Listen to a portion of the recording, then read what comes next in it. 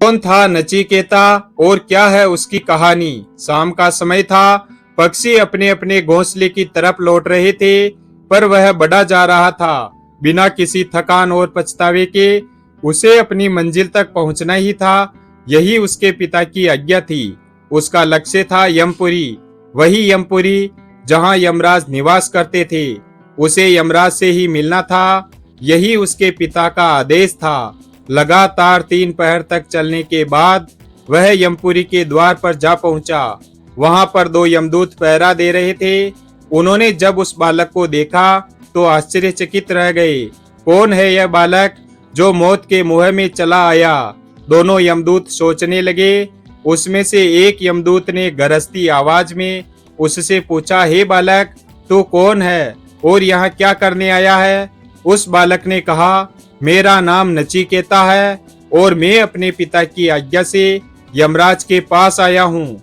उस बालक ने धीरता के साथ उत्तर दिया, लेकिन क्यों मिलना चाहते हो तुम यमराज से? दूसरे यमदूत ने प्रश्न किया, क्योंकि मेरे पिताश्री ने उन्हें मेरा दान कर दिया है। नचिकेता की बात सुनकर दोनों यमदूत हैरान रह गए। ये कैसा अजीब बालक है, इसे मृत्यु का भय नहीं, यमराज से मिलने चला आया। उन्होंने उसे डराना चाहा, पर नचिकेता अपने निर्णय के आगे सुई की नोक भर भी न डिगा। वह बराबर यमराज से मिलने की इच्छा प्रकट करता रहा। इस पर एक यमदूत बोला, वे इस समय यमपुरी में नहीं है, 3 दिन बाद लौटेंगे, तभी तुम आना। कोई बात नहीं, मैं 3 दिन तक प्रतीक्षा कर लूंगा। नचिकेता ने उत्तर दिया और वहीं द्वार के पास बैठ गया। सहसा उसकी आंखों के आगे बीती हुई एक एक घटना चित्र की भांति घूमने लगी। नचिकेता के पिता ऋषि वासरवा ने एक बड़े यज्ञ का आयोजन किया था। विद्वानों, ऋषि मुनियों और ब्राह्मणों को उसने यज्ञ में आमंत्रित किया। ब्राह्मणों को आशा थी कि यज्ञ की समाप्ति पर वासरवा की ओर से उन्हें अच्छी दक्षिणा मिलेगी। लेकिन जब यज्ञ समाप्त हुआ और वासरवा ने दक्षिणा देनी शुरू की तो सभी आश्चर्यचकित रह गए। दक्षिणा में वह उन गायों को दे रहा था जो कि बूढ़ी हो चुकी थी और दूध भी नहीं देती थी। यज्ञ के प्रारंभ होने से पूर्व वासरवा ने घोषणा की थी, वह यज्ञ में अपनी समस्त संपत्ति दान कर देगा। इसी कारण यज्ञ में कुछ ज्यादा ही लोग उपस्थित हुए थे, पर जब उन्होंने दान का स्तर देखा तो मन ही मन नाराज होकर रह गए। क्रोध तो उन्हें बहुत आया, पर उनमें से कोई कुछ न कह सका। वासरवा के पुत्र नचिकेता से यह न देखा गया। संपत्ति के प्रति अपने पिता का यह मोह उसे बर्दाश्त न हुआ। वह अपने पिता के पास जाकर बोला, पिताजी, ये आप क्या कर रहे हैं? देखते नहीं हो मैं ब्राह्मणों को दान दे रहा हूँ। वासरवा ने कहा, लेकिन ये गायें तो बूढ़ी है, जबकि आपको अच्छी गायें दान में देनी चाहिए। नचिकेता ने विनम्रता पूर्वक कहा, क्या तुम मुझसे ज्यादा जानते हो कि कौन सी चीज दान में देनी चाहिए और कौन सी नहीं? वासरवा ने जल्ला कर प्रश्न किया। हाँ पिताजी, नचिकेता ने कहा, दान में वह वस्तु दी जानी चाहिए जो व्यक्ति को सबसे ज्यादा प्रिय हो, और सबसे प्रिय तो आपको मैं हूँ। आप मुझे किसको दान में देंगे? नचिकेता की इस बात का वासरवा ने कोई उत्तर नहीं दिया, पर नचिकेता ने हट पकड़ ली। वह बार बार यही प्रश्न करता रहा कि पिताजी, आप मुझे किसको दान में देंगे? काफी देर तक वासरवा देखता रहा, पर जब नचिकेता नहीं माना तो वह जल्ला कर बोला, जा, मैंने तुझे यमराज को दान में दिया। लेकिन अगले ही पल वासरवा ठिठका। ये उसने क्या कह दिया? अपने इकलौते पुत्र को यमराज को दान में दिया, पर अब क्या हो सकता था? नचिकेता भी ठहरा दृढ़ निश्चयी, वह कहाँ पीछे रहने वाला था। पिताजी की बात सुनकर बोल पड़ा, मैं आपकी आज्ञा का पालन करूंगा पिताजी, आप बिल्कुल चिंतित न हो। वासरवा ने बहुत समझाया, पर नचिकेता नहीं माना। उसने सभी परिजनों से अंतिम भेंट की और यमराज से मिलने के लिए चल पड़ा। जिसने भी यह सुना आश्चर्यचकित हुए बिना न रह सका। सभी उसके साहस की प्रशंसा करने लगे। यमपुरी के द्वार पर बैठा नचिकेता बीती बातें सोच रहा था। उसे इस बात का संतोष था कि वह पिताजी की आज्ञा का पालन कर रहा था।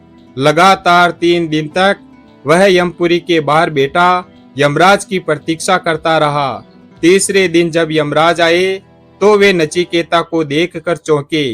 जब उन्हें उसके बारे में मालूम हुआ तो वे भी आश्चर्यचकित रह गए। अंत में उन्होंने नचिकेता को अपने कक्ष में बुलावा भेजा। यमराज के कक्ष में पहुंचते ही नचिकेता ने उन्हें प्रणाम किया। उस समय उसके चेहरे पर अपूर्व तेज था। उसे देखकर यमराज बोले, वत्स, मैं तुम्हारी पितृभक्ति और दृढ़ निश्चय से बहुत प्रसन्न हुआ। तुम मुझसे कोई भी 3 वरदान मांग सकते हो। यह सुनकर नचिकेता की प्रसन्नता की सीमा न रही। वह बोला, पहला वरदान तो आप यह दें कि मेरे पिताजी का क्रोध शांत हो जाए और वे मुझे पहले की तरह प्यार करें, ऐसा ही होगा। यमराज बोले, दूसरा वरदान मांगो। किंतु इस बार नचिकेता सोच में पड़ गया। अब वह क्या मांगे? उसे तो किसी चीज की इच्छा ही नहीं। अचानक उसे ध्यान आया कि मेरे पिताजी ने यज्ञ स्वर्ग की प्राप्ति के लिए किया था, क्यों न मैं ही उसे मांगूं? यह सोचकर वह बोला, मुझे स्वर्ग की प्राप्ति किस प्रकार हो सकती है? यमराज चक्कर में पड़ गए, पर वचन दे चुके थे, इसलिए उन्होंने वह भी बता दिया और तीसरा व अंतिम वरदान मांगने के लिए कहा। नचिकेता कुछ समय तक सोच में डूबा रहा, फिर बोला, आत्मा का रहस्य क्या है? कृपया समझाएं। नचिकेता के मुख से इस प्रश्न की आशा यमराज को बिल्कुल नहीं थी। उन्होंने उसे और कोई वरदान मांगने को कहा और बोले, यह विषय इतना गूढ़ है कि हर कोई इसे नहीं समझ सकता। पर नचिकेता अपनी बात पर अड़ा रहा और निर्णायक स्वर में बोला, अगर आपको कुछ देना ही है तो मेरे इस प्रश्न का उत्तर दें, अन्यथा रहने दें, क्योंकि मुझे अन्य कोई भी वस्तु नहीं चाहिए। वे उसे आशीर्वाद देते हुए बोले, वत्स, ये ऐसा रहस्य है जो मैं भी नहीं जानता, पर यदि तुम ज्ञान प्राप्त करो और विद्या अध्ययन करो तो तुम्हें सिर्फ इस प्रश्न का ही नहीं बल्कि संसार के सभी प्रश्नों का उत्तर प्राप्त हो सकता है, क्योंकि विद्या वह खजाना है जिसकी बराबरी संसार की कोई वस्तु नहीं कर सकती। उसके बाद यमराज ने नचिकेता को आशीर्वाद देकर उसे उसके पिता के पास वापस भेज दिया। वहां से लौटने के बाद नचिकेता अध्ययन में लग गया, क्योंकि जीवन की सही राह उसे प्राप्त हो चुकी थी। उसी राह पर चलकर वह एक बहुत बड़ा विद्वान बना और सारे संसार में उसका नाम अमर हो गया। वीडियो अगर पसंद आया हो तो वीडियो को लाइक और हमारे चैनल शिवभक्त को सब्सक्राइब करें और अपने दोस्तों के साथ शेयर करें। धन्यवाद।